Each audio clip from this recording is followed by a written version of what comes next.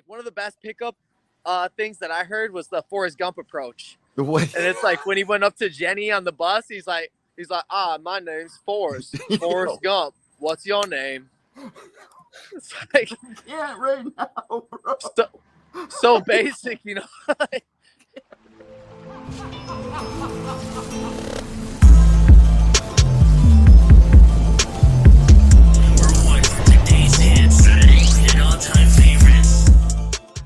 After I got done teaching kids class, you would do jiu-jitsu, then wrestling, and then you would have to wait till everybody was gone from the gym so you could clean up your area.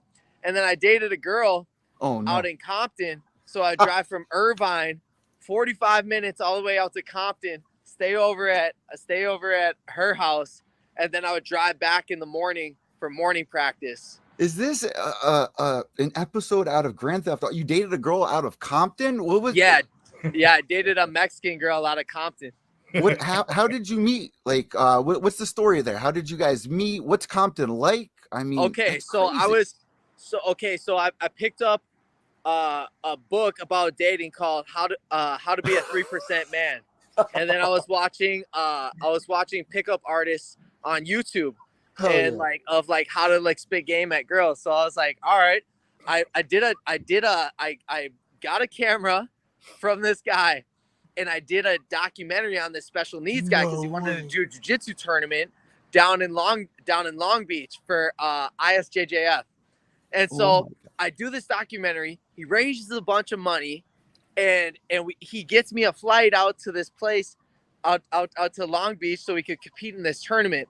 I seen her at the tournament, and I was like, damn. I was like, shorty looks like a Mexican Taylor Swift. So I walk up, and I was like, hey, excuse me. I was like, what's your name? And she's like, my name's Nadalyn. I was like, oh, cool, Natalie. Can you take this picture real quick? I knew her name was Nadalyn. She's like, no, Nadalyn. I was like, oh, thanks, Natalie. I really appreciate it. And so like, is that like something that you picked up from the book or something? Yeah, it's like I was watching this guy, RSD Max. They call it the RSD stands for Real Social Dynamics.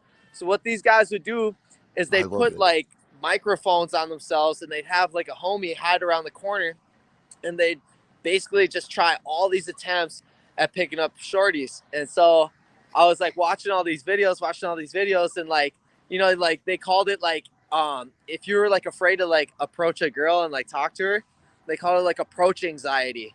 Yeah. And they had all these like little names for things, like one of the best pickup things that I heard was the Forrest Gump approach. What? And it's like when he went up to Jenny on the bus, he's like, my name's Forrest Forrest Gump. What's your name? It's like, yeah, right now, bro. So basic, you know. So like this is insider information, you know what I'm saying? The Forrest Gump approach. The Forrest Gump approach. Guys, listen, inside info, the Forrest Gump approach. And it works, right? So this worked, right? Hey, so what happened? She said, no, my name's Natalie. Nadalyn. So okay. So I'm like, oh, thanks, Natalie. So she takes a picture of me and the homie. He just won triple gold. He crushed it. And she's like, and I was like, hey, thank you for taking the picture. I was like, so I was like, are you from around here? She's like, yeah. She's like, live like near the area, but she was like kind of standoffish. And I was like, oh, cool. So like, are you competing in the tournament, or like you here for other people? And I was like, I was kind of like giving her shit as a special needs tournament, you know? And and she's like, no, I coach some people that are competing in the tournament. I was like, oh, dope. I was like, that's awesome. I was like, that is dope. Yeah. I was like, you do jiu-jitsu? And she's like, yeah. I was like, well, what are you? She's like, a blue belt. And then I laughed at her, and she was like, what? And I was like, hey, I was like, I'm in town for a few days. I was like, we should link. I was like, do you have Facebook? And she's like, no, I don't use Facebook. I was like, what? All right. I was like, I want Instagram, you know? So like, you could see a little bit of my life. I could see a little bit of your life. She's like, no, I don't use Instagram either, which is a fucking lie. Yeah, and then, right? And then I was like, well, maybe we could exchange numbers. Yeah, so, there you go. So I was like, let's exchange numbers. I was like, do you have a cell phone? And she's like, yes. And I was like, all right, cool. I was like, let's exchange numbers. I was like, I'll be in touch with you. And I was like, just like talking to her a little bit, but she was like constantly on my mind.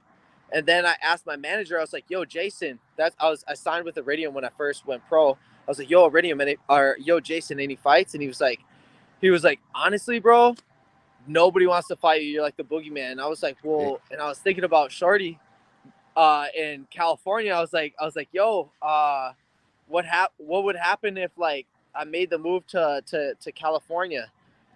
And like it wasn't even just that, it was like just also like being in Long Beach. I was like, bro, it's so beautiful out here. Like I'm only one decision away from making my way out here and making a life for myself, which is what I have always dreamed of doing and what I always wanted to do. And Jason within an hour got me set up in the fighter house with Timo Yama and got me on a call with Colin, and it was a wrap. He was like, how soon can you get down there? I was like, dude, give me 3 months. He's like, wow. No. He's like, there's one spot open in this house. He's like, dude, you need to get down there as soon as possible. I go, give me 2 months. 2 months to pack up everything in my entire life, say my goodbyes to my people. Yeah, right. Yeah. And I feel that. Right? You know, I didn't want to burn any bridges, and I wanted to end things gracefully. So I packed everything up. I stayed in touch with Natalie, and Nutella. And it's pretty much like a week after being down there, bro, I was sponsoring a guy for like AA, and the day after the day after I moved down there, he fucking died, bro. No, bro, I could totally relate. Bro. Really? 7 years clean off of opiates, putting needles in my arms, bro. This is what keeps me alive. This is what keeps me going. Hearing these fighter stories, seeing what you guys go through, the weight cutting, knowing what detoxing feels like, bro. I'm getting chills right now. Bro, me too. I swear to God, bro. I was all over my body. Right, bro.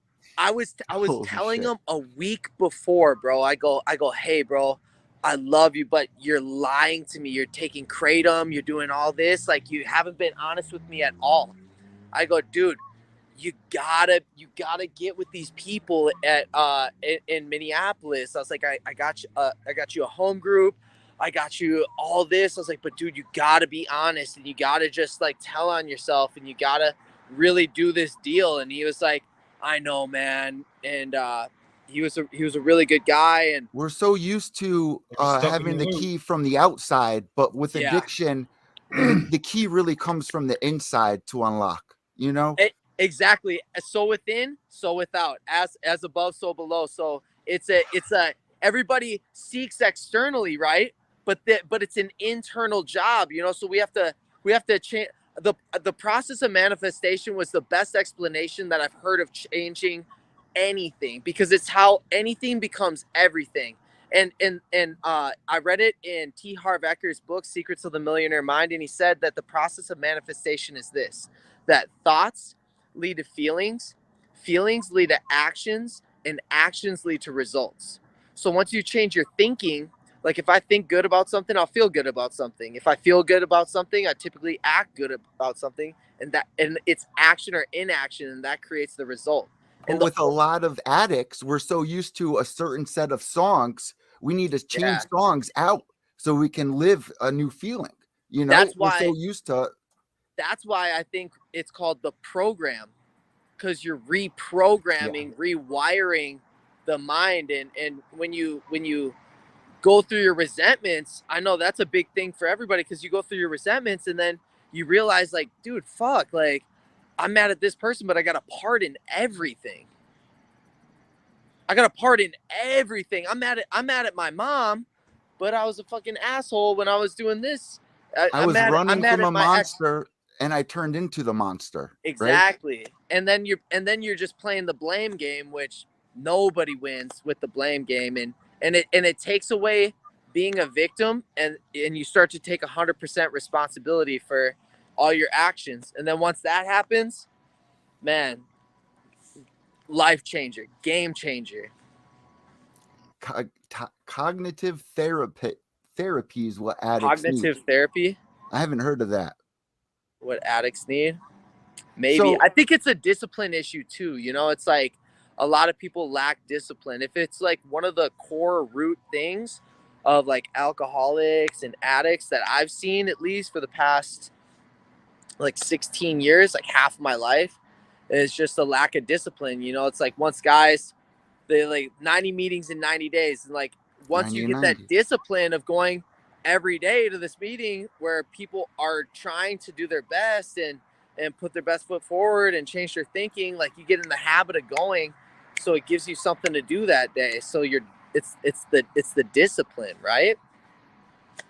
Like my mom right now, she's at a funeral. Well, now they're out to dinner for my aunt who just passed of alcoholism, bro. It's something that is a lifelong battle. And you guys as fighters are what really inspires me because, like you said, the self-discipline. On last week's show, I was asking about motivation, and I realized it's not motivation, it's really self-discipline. That's it. That keeps you guys going. That's it. I think motivation is like so fleeting. Motivation's like happiness, and discipline is like joy. What keeps you disciplined? Honestly, bro, like I don't it's hard to say. Like I fucking love training, bro. Like if even after my fight, right? Like, so I fight Tuesday night unscathed. I come home Wednesday and everybody's like, oh, relax, take a day off, you deserve it. And like I was about to go to the gym and go do jiu-jitsu, and like I went out to eat with my boy, and like granted we had like a fat, like 2 fat tomahawks, a bunch of good food, some tiramisu, and tiramisu, yeah. Some cordon bleu. Yeah.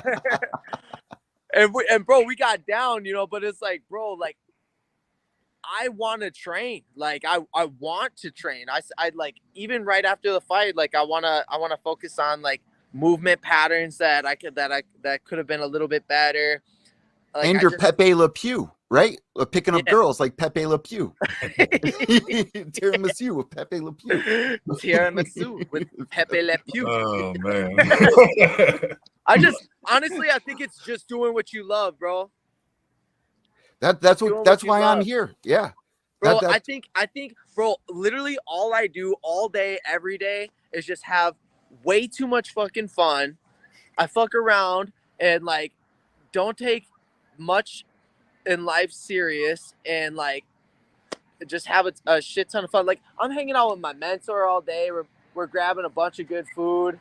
And well, you talked about food, but when it comes to weight cutting, like today we had an issue. Bro, yeah, Kamzat, he missed my issue. Steve, why don't you ask? Why don't you ask here? I mean, listen, we had what 3 fighters miss. No, you had before that even happened, you already had the women's bantamweight fight get already turned to a 140-pound catch weight. So now instead of Chimaev and Diaz, we got Ferguson and Diaz. Kevin Holland is now fighting Chimaev, and now you got Lee and Robinson fighting, which kind of looks like a better card as it is anyways. But I mean, the past 48 hours, what's been going on with the UFC has been absolutely bananas. It's crazy, bro. Like, hey, the 22-year-old that got that knockout, we had to make weight between 9 to 10 in the morning, bro. That fool showed up at 9:55 in the morning and weighed 171. That fool barely made weight, and he was like sitting down sweating for like the next like 15 minutes. What's your like worst experience that you've maybe have seen with weight cutting, and what would be your advice to somebody that's new to weight cutting? Oh man, if you're new, like, oh fuck, man, it's so tough, dude, because I used to have the worst weight cuts. Like This last one I did the night before, but I did one. Probably the worst is the ones that I've been through, because I cut 30 pounds in a day and a half. I cut from 175 to 145. Wow. For my featherweight title in Wisconsin, to go 4-0. What do you have to, like, oh man, like thinking about what your body is going through that is just insane. And then, bro, like, it's not like my hearing was going out, my vision was blurry. I was like starting to go in and out of consciousness. And I remember a guy was interviewing me, and like my hearing was going out, and like it was like somebody plugged my ear. And you're like, "What's your name? Daniel? All right." Bro. He's like, Daniel. You're like, "All right, Bro, Dana." my kidneys hurt for like a week after that fight. And I finished them in the first round, and like, bro, my rehydration was like trash. Like, if I would say, if you're gonna, to advice to anybody who's cutting weight, make sure that people are there. If you're not used to it, I would trial cut if I was you, to see how your body feels and how your body reacts. And the goal is to always diet down and stay hydrated. Like, so many people they cut water to cut weight. Is this a weight class that you're going to stay with throughout your career in the UFC? Yeah, 145 all the way to the top. So we had a question here. When is going to be your next fight? When do you think you're going to be stepping back in there? Well, I'd like to step back in there for Madison Square Garden if I could. I know that you're trying to do that, man. And if you are doing that, I'm right here in Connecticut, man. I'll be right there for that one. Let's get it, my boy. So go. So obviously the fight was called off, but what was your prediction with Nate and KC? What did you think was going to really happen? Diaz and Kamzat? Yep.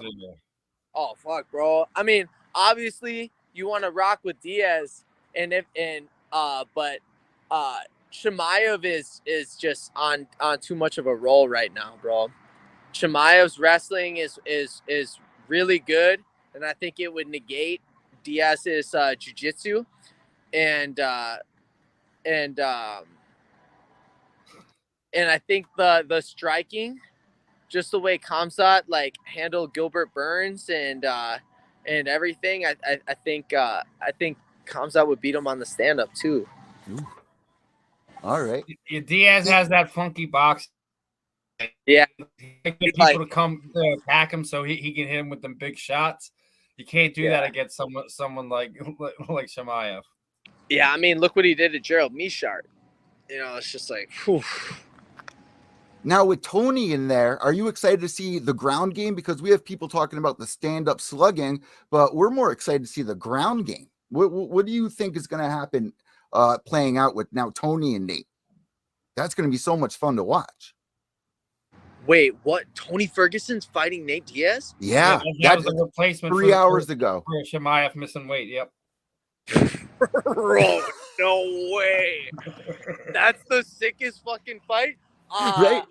I got. Oh fuck, that's a hard one. I got Tony Ferguson because, like, I don't know, bro. Like I feel like he doesn't have a soul. Like,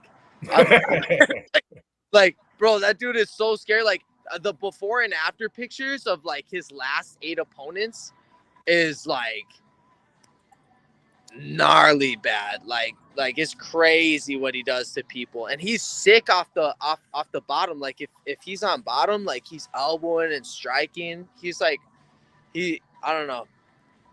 Tony Ferguson's nasty. Doesn't it blow your mind, dude? That's so legendary. Like I just got done with the camera job. I've been working all day.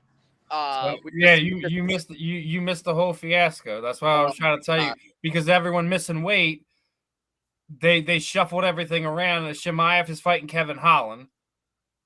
Wait, so you were for real? Chimaev is fighting Kevin Holland now? Yep. So wait, so what are the weight classes? Well, I think 170 Tony versus Nate, 180 KC Yeah, versus Kevin 180 Holland. pound catch weight for Holland and Chimaev, and I think the same way for Rodriguez and Lee. Yep. Bruh. 180. So did Kevin Holland miss weight too? I think I don't think he missed weight. I think he knew what was going on. They just said like stop cutting. You're good. Because I think they already asked Diaz if he would fight Chimaev at another weight, and he was like, yeah, no, that's not happening. So they switched things around. They gave him Ferguson. Bro, this is like the most beautiful disaster that's ever fucking happened. Look, before you came on, I was like, this is the MMA god saying, okay, you really want to mess with Nate like this? We're going to show you how this works. No one's going to make weight, and we're all going to get what we want in the end. Because if you really look at it now everyone wanted Tony Ferguson, Nate Diaz for this card, and we got the Chimaev fight. It is what it is now. But now everything got moved. So now you get Ferguson and Diaz, you get Chimaev and Holland, who have already been bickering at each other for the better part of a month now. So it's going to be insane. It's going to be absolutely insane. That's the craziest shit I've ever seen in my life. Right? It's absolutely. I remember, like, normally when those things happen, things like the whole card gets canceled or something like that. Like I think the time before last when something like this happened, I think it went from a pay-per-view to a fight night. They were still able to keep the pay-per-view, but it's one of these things, man. It's like the MMA gods, everything shuffled out the right way. UFC 200 all over again. Well, no, not only that. Dustin Poirier said he was already 175 pounds this morning. He had a private plane if they needed him to come to try to make weight and do whatever. So like you had a lot of moving things going on. It was like I said, it's been a really, really interesting 48 hours for the UFC. Dana White probably needs like the biggest shot of whatever alcohol he loves right about now. Oh my god! Insane. Hey, he likes Monkey Head. Oh yeah, I saw Monkey that. Head whiskey because after I don't even drink, so like, but I'm like I'm gonna like I gotta put up at my house. But he gifted all the I don't know everybody, but I know for sure the winners. He gifted us all Monkey Head whiskey. They got it at the liquor store down the road here right now. Matter of fact, the liquor store down the road gave me a Conor McGregor cutout poster, right, for the proper 12 thing. And I'm in the city, right? So we got people, going through our garbage, looking for stuff to sell. I gave him the Conor McGregor thing. He just walked down the street with it. I was like, this is fucking absolutely insane, trying to make money off the Conor McGregor thing. But I heard that whiskey's actually pretty good because he did they were doing like taste test. I heard it's pretty good, but you don't drink liquor. Why don't you drink liquor? What's the story behind you staying away from substances? What's the reason there? Well, my dad was a really bad alcoholic, and then honestly, I was like an absolute wild man when I was younger, and I went to outpatient treatment, inpatient treatment, and a halfway house in Minnesota, and it kind of ruined it for me, bro. Like I was like partying in like middle school, and then like 9th grade I was already at like college parties, and like, bro, I got a lot of slack from people in high school. Like they're like, oh, you're just a partier, like you're a pothead, and you're a Stifler, right? Yeah, from bro. American Pie. And then college hits, and all these fuckers are doing it, and then I stopped because I went to treatment twice and a halfway house, and like I was like sober or whatever, and then like all of them are drinking. I'm like, and like blacking out and being crazy, and I'm like, and now you're in the UFC. Self-discipline, right? And you know what's crazy? When I was in inpatient treatment at Hazelden, Plymouth, Minnesota, at the Hazelden Center in Plymouth, Minnesota, it was a teenage recovery program. There was this one fool from like Colorado, long-haired, sick-ass fool that surfed and snowboarded, and he was like, hey, bro, like right before I was leaving, because I went in there and I lied my fucking ass off. I was like, yeah, I'm a fighter. I was like, I've been boxing, da da da da da. That's what we all do when we go in there. You got to. It's scary, bro. When you go, Yeah. you're all by yourself. Bro, I was like, bro, this is what I want to do. I always watched it, and I was like, yeah, I'm a fighter, and I was like trying to look sick, you know, and I went in there telling everybody, and this one dude from Colorado, he was like, right before I left, Jake, he was like, hey man, I was like, what's up? And he was like, you for real about this fighting thing? I was like, yeah, bro, it's my dream. It's what I love. And he's like, look, man, if you ain't on posters and billboards and on TV in the next 3 years, I'm gonna be fucking pissed at you. And something about it just was like, all right, I got a deadline. Like I gotta get after it. And as soon as I got out of the halfway house, I manipulated my way out of there because it was like a fucking jail cell and nobody in there was like trying to be sober. And I was like, and I didn't have like I wasn't like legally binded to go there. My mom and my grandma just wanted me in there. So they paid for me to be in there and they want you to stay there because the insurance will pay for it. So they're going to try to keep you in there. Yeah, bro. And I was like, this shit is not helping me. I was like, I just feel in prison and I feel like it's being forced on me. And I hate this. So I went up to the lady. I was like, and like, dude, all they did, it was like, bro, you would sit down and watch like Nazi movies all fucking day. And then you'd go and see a counselor and like ask you how you feel. And then you would sit on your bed and your bed had like, it was like super springs and it was like this thick and fucking you had like a uncomfortable ass pillow. And like, dude, it was like a fucking jail cell. And I was going to run away, but I was like, I can't fucking get away from this place because they'll lock you out and lock the place down at night. And you're too far from home, right? Way too far. I was in northern Iowa. So it's like fucking boony. Slipknot country. Yeah. Yeah, bro. It's like, dude, fuck that. I'm not ending up in Corn County. So I'm thinking, I'm like, man, how can I get the fuck out of here? So I'm like, I'm gonna ask the lady exactly what I walk up to one of the counselors. I go, hey, you know what? After like just sitting in my room and like not being a part of this, like, what's the up, down, left, right code to get out of here? Yeah, I'm like, I go up to her, bro. I'm like, hey, I was thinking a lot, and I'm like, all right, I need to be a part of this. I really want this. I want to be sober and I want to really, really do this thing. She's like, Blake, it's so good to hear that. And I was like, yeah. I was like, just tell me what I got to do to stay here and I'll do whatever it takes. And she's like, perfect. You gotta get your blood work and you gotta see the doctor. I go, good. I ain't doing none of that shit. I'm gonna get the fuck out of here tomorrow. Yeah.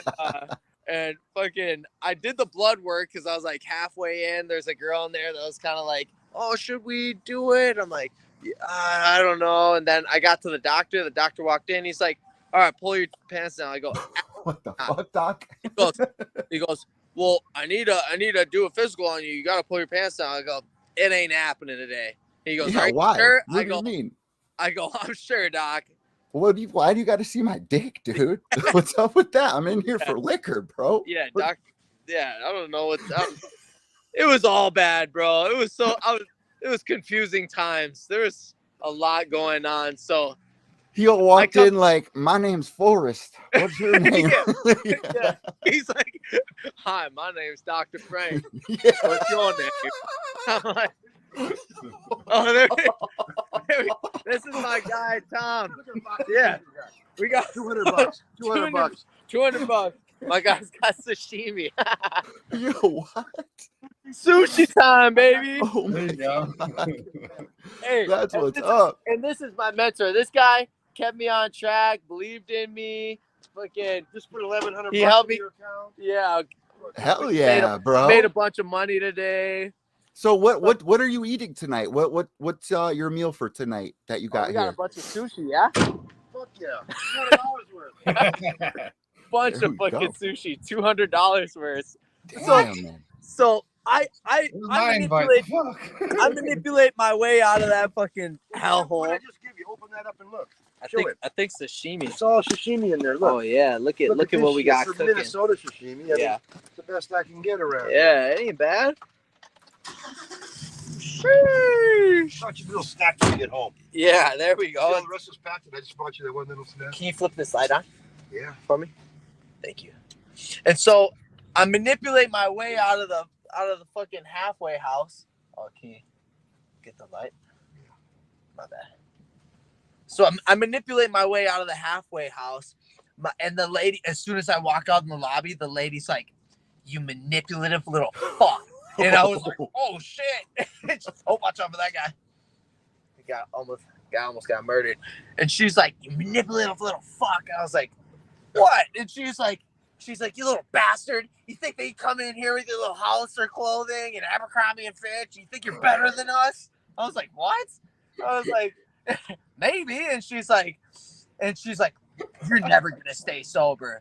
I go, "Lady, fucking watch me." I go, "I'm gonna prove you wrong and prove myself right, and I don't need this bullshit, and I don't really believe in it. So I don't know." I was like, "Good luck. I'm done. I'm over this."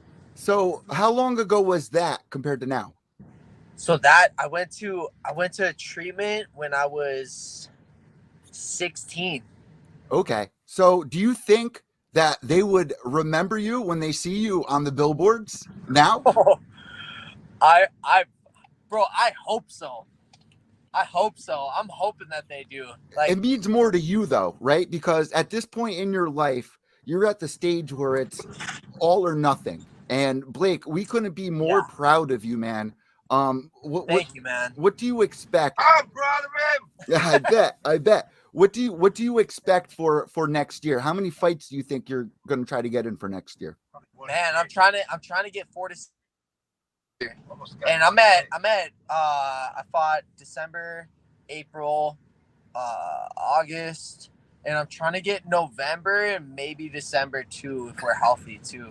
So I mean, I'm trying to stay active, you know, like I'm trying to stay busy. I'm not hurt at all. I'm unscathed. Like I'm feeling great, you know, like man, I'm so excited because hey bro, like through all this bullshit that I've been through my whole life, you know, like and like bro, when I was in treatment, they were like only 4 to 5% of you are gonna stay sober and you're gonna make it. And I told everybody in there that I was gonna that's what I was gonna do. I was gonna get to the UFC. Wow. And I was gonna be a superstar. And I go, watch me. And bro, so many people doubted me, bro. Like so many people, and it took way longer than expected. What kept you going? What kept me? Well, honestly, I wanted to like quit like 1,000 times. Like, bro, I saw my boy Dan Kaiser get killed in the cage. Yeah. Bro, literally died. He was pronounced 0% brain activity at the hospital. Like 30 minutes. He got his trachea crushed by an up kick. And they pronounced him 0% brain activity, dead. And they flew him out from that hospital, and he got 2 brain surgeries, and he lives to this day, bro. Wow. I'm gonna, and he's a great guy, Dan the King Kaiser. I'm gonna see him on Monday, bro. And after that, like, bro, it changed the dynamic of fighting for me, because I'm like, dude, this is literally life and death. Like this could be it for me every fight. So could you flip this light? Does this stay on? But so every fight is life. Like I'm not in there playing around. I'm not in here to play games. Like after seeing that, like I was holding the cage and I was like, he's gonna get up. So for me, it's like it was a lot of stress at first, and now I'm calming down a bit more. But yeah, me and this guy, me and my guy Tom, fuck man, he he believed in me, and he was good with business, and he taught me how to give presentations. So we just had a fundraisers. we had fundraisers. We just made it a lot of fun. You know, like if I wasn't having fun and if I didn't love it, like I would have stopped a long time ago. But able to travel all around the world, all around the country. You know, move to California. Have Chito Vera as like my sparring partner, Alex Perez. Wow. You know, like I've met so many beautiful people along the way. Like, bro, I live in Southern California. Like, for a small town Minnesota boy.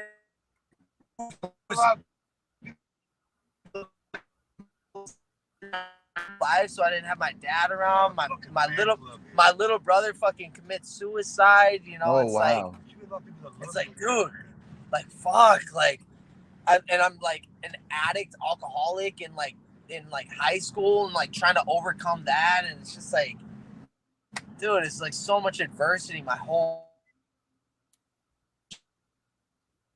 like try and find my worth when nobody believes in me, and like when I got no money, and my guy Tom, he helped me go around and give presentations, and I met a bunch of business people, and they started, and some of them started sponsoring me, and then, you know, I started getting sponsors, and I was like, oh shit, maybe I could do this, you know, and I don't know, man. I started believing in myself. You know, I helped Pat Coran get ready for Tricky Pitbull in like 2014. Blake, you're an absolute inspiration. We're so excited to see what's going to happen here in the UFC. Steve, do you have any questions here? I mean, I got a few. I mean, obviously, you know, you won a couple titles on the regional circuit. You know, you're Cage Fury championship guy as well. What's some of your local promotions? Who do you like fighting for the best? You know what? I really like fighting for RFA. They were always awesome.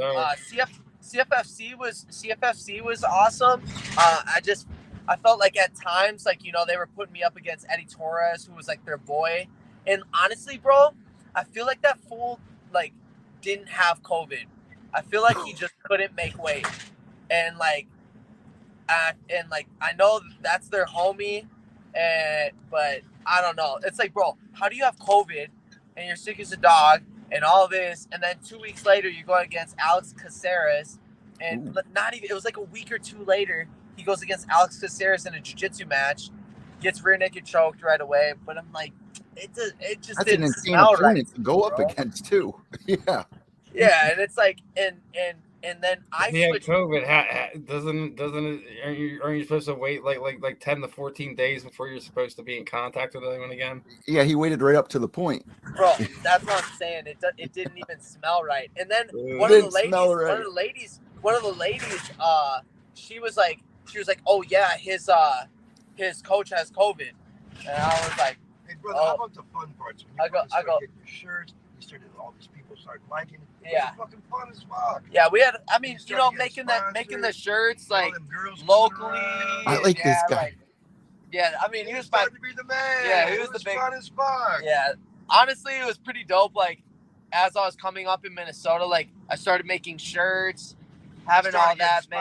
I started getting a bunch of sponsors. Well, now that's the interesting dynamic. Now you're so the interesting dynamic now is you're in the UFC, so like all you know, you have the fight kit and everything like that. So how is that transition gonna go from having all those sponsors to having all that, and then going to what kind of the setup that the UFC program has?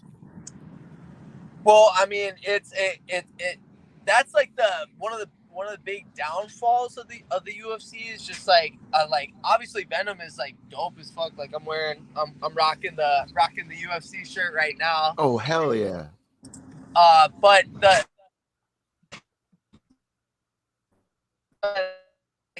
people were there for me like, from the get-go, from the jump, you know. So that's unfortunate, and but you know what? I know what it is, and I love the UFC. The UFC, it was UFC or nothing for me. forever, you know, and my sponsors are really cool and they Blake's gonna understood. be the champ. It's facts. And they understood that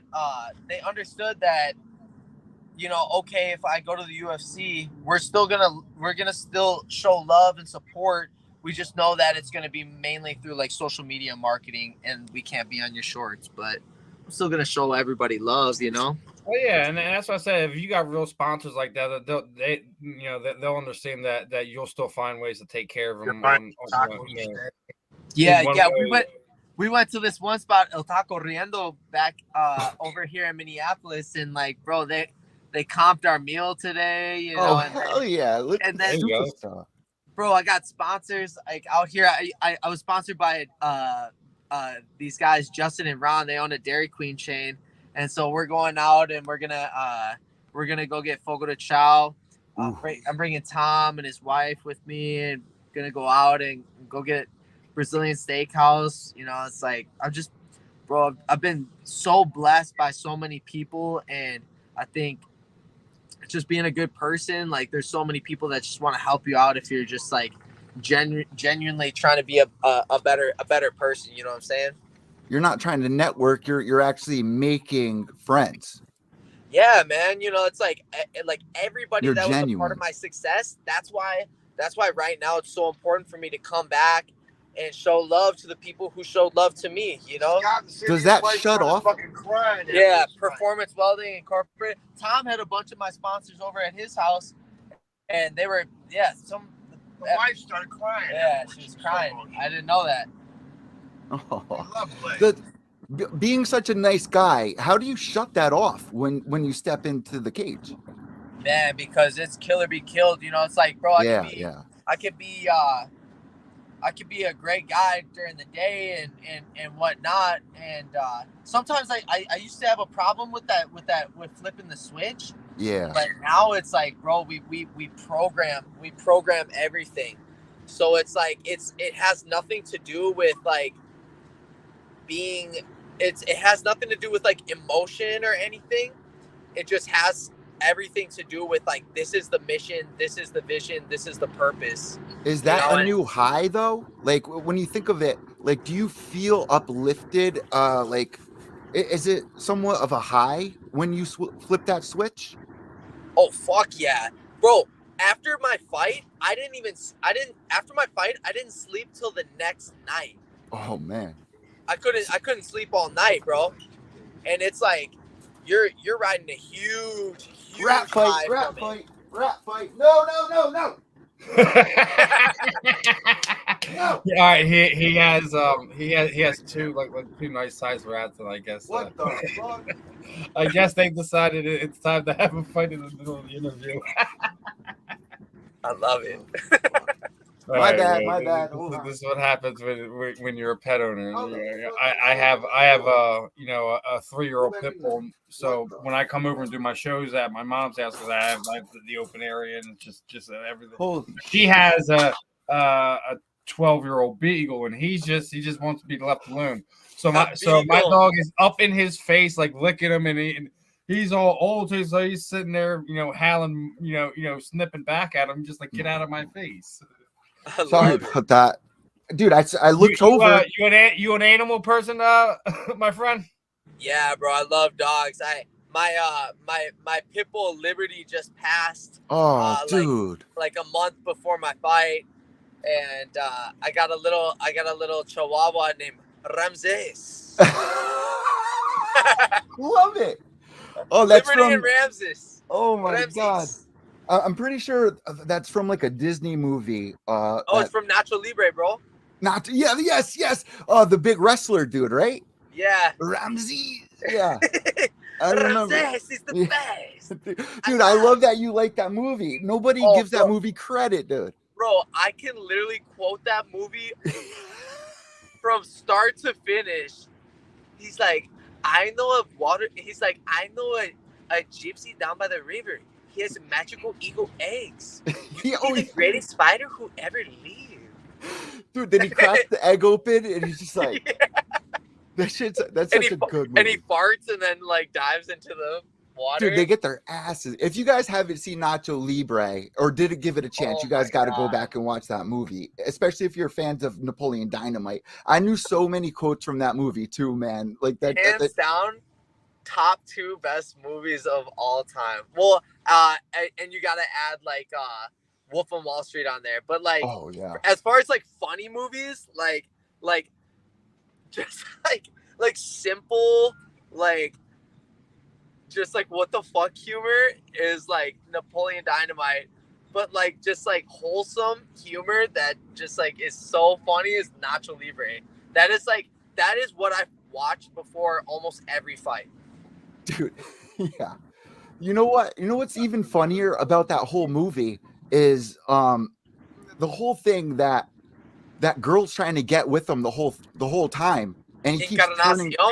Yeah, people will think of you as a I forgot what he tells her, but he keeps turning her down until you are a Lucy. Yes. Because he's trying to hide that he's a wrestler the whole time. Yeah. That's the whole thing. Oh Yeah. my God, Blake, bro, you're the man, dude. Bro. Seriously, your whole personality shined throughout this whole interview, dude. Like, it's such a hard thing to find fighters that will open up and be so genuine, man. And you seem like such a genuine person, and it's kind of crazy knowing now that 13 people living with you wouldn't give you $5 for gas. Bro, I was like, yo, guys, like, I gotta get my oil changed. Like, I gotta get like repairs on my car. Like, can you toss me like $10 a week or something? And I don't know, bro. It's like fucking. But I also understood that they don't have jobs. You know, we're all trying to get it. So Yeah, I was just trying to help everybody out. But at one point, it's like, it was just a miscommunication, I think, with everybody at the house, because they were like, yo, Blake's never here. He trains for like 3 months and then goes back home. Well, it's like, bro, I have literally like $200 in my fucking bank account. Yeah. Like, bro, I'm not making any money here. I'm not going to be able to give anybody rides if I don't have gas in my car. So I'm working all day and doing interviews, training kids. Yeah. Trying to read books. And then I would come back and people thought that I was just like fucking around. Like, bro, I would hustle my fucking face off. I would come back, work 7 days straight, hustle up. Yeah, I'd have the beautiful limousine. I would work my fucking ass off, dude. Literally from 7 in the morning till 9 at night, completing jobs all over the metro, up in Duluth. Have to do barter with And the hotel, I'd have work to- the hotel, bro, I would not take any fucking breaks, bro. I was on it, and I think they worked thought, 12 hours today. We were up. yeah, I mean, yeah. Wow. I didn't have to, and we literally just got done working 12 hours today. And did an interview. Yeah, and I was like, Tom, yo, we had to get one last He camera. made $1,100 today. Yeah, we did all right. You know, but I gave a $60,000 bid out yesterday. He could make 40 grand off that deal. yeah, but Ooh. I'm trying to hustle, bro. Like I just want it that bad. You know, it's like I'm always doing something, and I think He's giving up a $200,000 career to fucking fight for Zoom. Yeah. $1,000 a year. Yeah, and I think people thought that I was just like taking a break, resting, relaxing. It's like, bro, I was training while I was out here, plus hustling. Like, No breaks equals no losses, right? Yeah, bro. Like, No breaks, no losses. By any means necessary We just to got get done the job working. done. It's 8:20, Yeah. 9:22. We're just on our way home now. Yeah. We left the house this morning, 7:45. I woke up at 7:45 tonight. He's like, bro, I just woke up. It's 9:23. We left the house at 7:45. We've been You guys are training for fights. I'm separating rat fights. $1,100. Hey, this fool believed in me when nobody believed in me, and everybody's like, he's so crazy. I'm like, No. well, Let me ask you now, like if you're a matchmaker for a fight for yourself, 2-3, like who are some of the guys that excite you that you want to test yourself again? Like who are some of the guys in your weight class that you really want to see how it plays out? Who Blake's who gonna win. who I want to see me against? You beat him I was, all. you know what I Champ. was saying? I The was saying fucking champ. I want to fight Chase Cooper. Ooh, I love that. I think Cheeto that. Vera. Cheeto Vera. Yeah, no, well, Cheeto's not in my weight class. Cheeto was one of my main sparring. Cheeto was my main fucking sparring partner at Team Oyama. How did you When he do was against there. him? He did good against me on the stand up, but I would get him if I got him on the ground. So if you got the fight with Chase Hooper, I mean, do you want that fight first? Because I feel like if Chase heard this, he would be down for that. Oh, I bet he would. Blake will beat him. I bet he would. I mean, Would I'm down for whoever, bro. Like, I just want to get on this Madison Square Garden card. Like, it don't matter. I feel like the can man Volkanovski. He'll Volkanovski. be fucking Volkanovski. Fuck that punk. I'm the Tom's like my fucking Don King Fuck over that here. Yeah, he is. Yeah. Hey, you know, I'm basically, as old as fucking Spicer. basically I'm call me 1,000 the years old. can man. Anybody can get it. All right. You know, just like Jonas I'm said. gonna get one more in there. I'm gonna American. promo one more to Eddie, and we're gonna let you enjoy the rest of your afternoon. So they just announced that Jake Paul's fighting Anderson Silva at the end of October in Arizona. Man. Yeah. He's still fighting old men. Of He's course. still fighting fighters past his prime. But Anderson Silva didn't look half bad it against his Julio Cesar Chavez Jr. boxing I match know. fairly recently. So now our poll question was: can Anderson Silva stop Jake Paul? Do you feel Anderson Silva still has enough in him to shut Jake up, or is Jake just too big, too strong, too young? No, I think honestly, bro, Anderson Silva's my favorite fighter, and he still can do it, bro. I swear to God, he still can do it. He can still do it, bro. He's a good boxer. I mean, bro, he used to spar up at Wild Card with some buddies, bro. I believe it. But Jake's a fucking smart little bastard about how he's setting up these fights, man. And there's probably litigations and like the contracts I hear are just like crazy. Like they can only like rehydrate so much. They have to be at a certain weight. With Tyron Woodley, I was like, bro, I feel like he had it in the contract where Tyron could only throw so many punches per round. I could see a contract with something like that. I feel like it just didn't smell right to me, bro. It just That's the I'm problem. using I mean, that's the problem, isn't it? Right now, like, is everyone think that everything that he's doing is a work? When you look at his first few fights, you get freaking, you get a guy coming off a hip surgery in less than a year.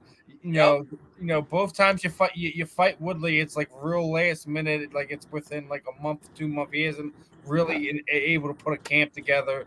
And the first time it looked like he knocked him through the ropes, and then he stopped fighting. And then the second time it looked like he just put his hands down and he just get knocked out. Yep. That's what a lot of people are saying, that it's a work and things of that nature. Anderson Silva, I don't know if you can get him to do that. I don't think so, bro. Anderson's still nice. Like, I don't know. He's up there in age, so like obviously there'll be like a gap in like his reaction time or whatever. But I think Anderson Silva can catch him. I agree. Boom, put him out. He's got the fight IQ to do it.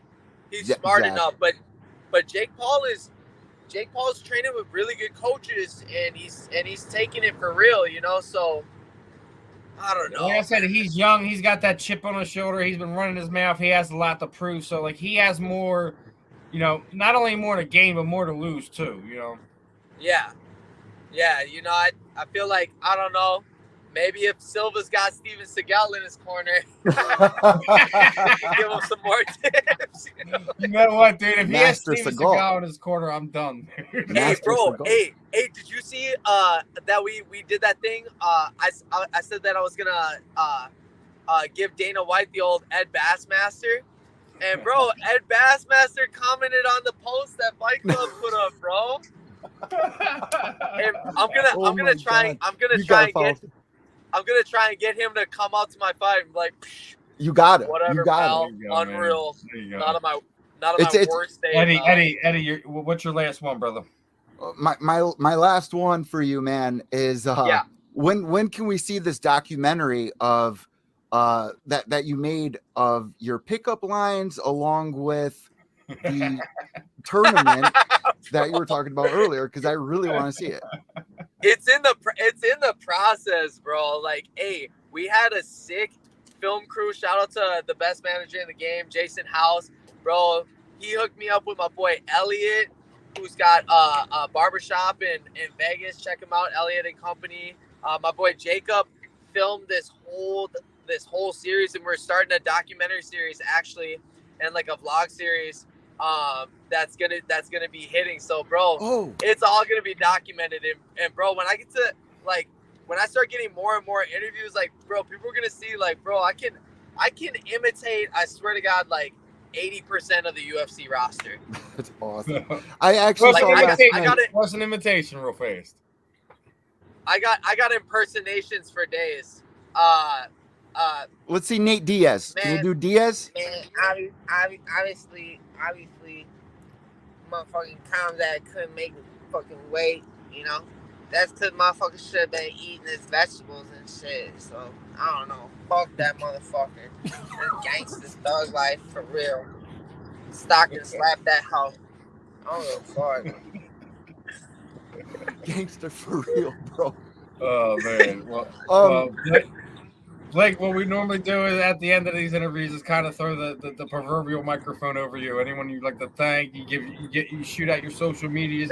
What would I any like sponsors you want to show some love to? Oh, anyone else yeah, you want to talk about? The time is yours, my friend.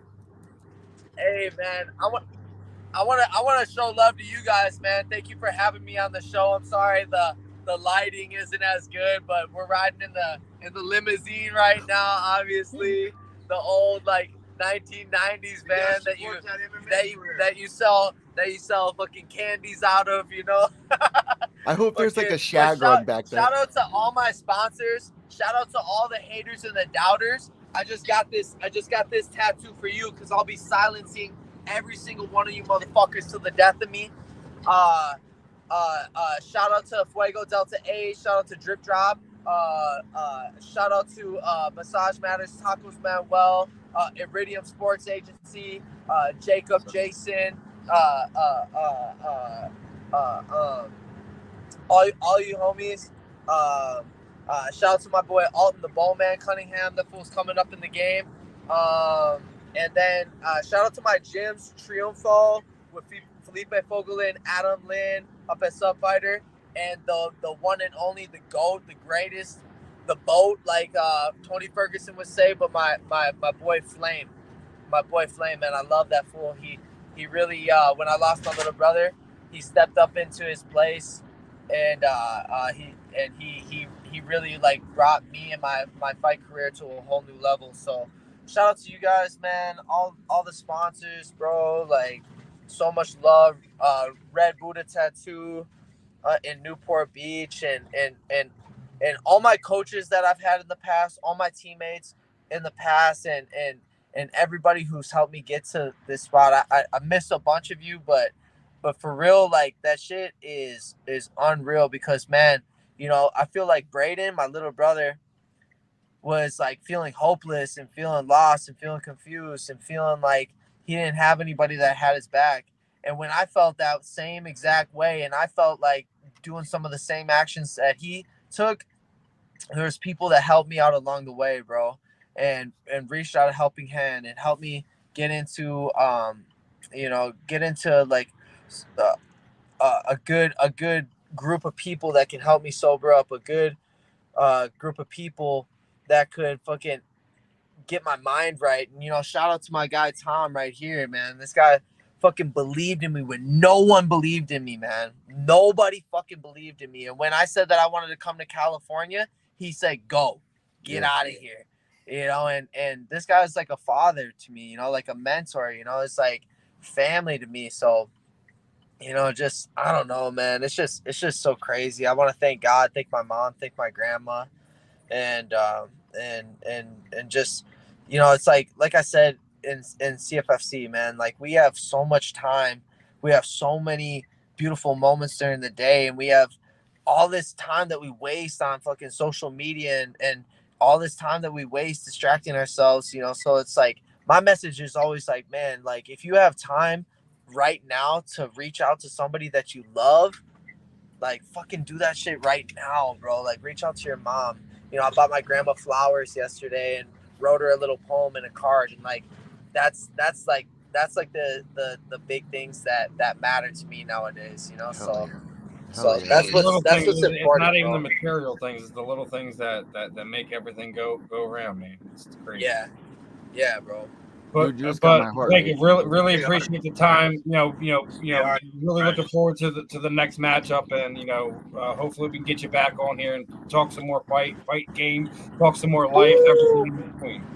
Let's get it, bro. I'm gonna hit them with that Mexican judo. You don't know if I'm gonna stand it up. You don't know if I'm gonna take you down.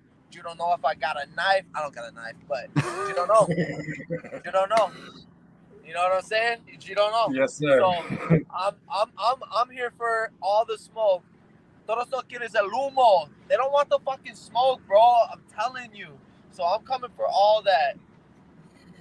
Blake, thank you so much. We'll talk to you soon, and we wish you nothing but the best moving forward. Have a great night, and thank you for joining us. Absolutely, man. God bless both of you, man. Stay All right. stay hard.